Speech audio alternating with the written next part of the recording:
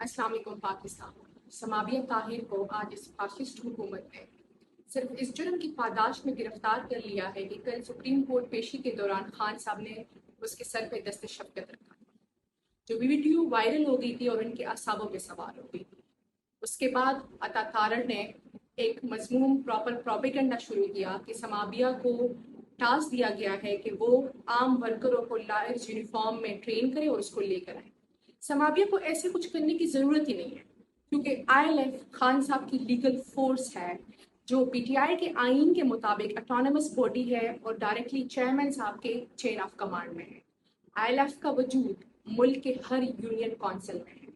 मुल्क के छोटे से तहसील के बार से लेकर लाहौर जैसी बड़ी बार, जो एशिया की सबसे बड़ी बार है, ILF ने अपना लोहा मनवाया है। चाहे वो Lahore high court bar association के इलेक्शन हो या सुप्रीम कोर्ट बार एसोसिएशन के इलेक्शन, ILF ने बून ग्रुप को शिकस्त फाश से दो चार किया है।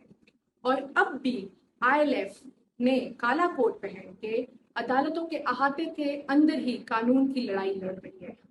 हमें ऐसा कुछ करने की ज़रूरत नहीं है। हमें कानून आता भी है और दूसरों को कानून समझाना भी आता है।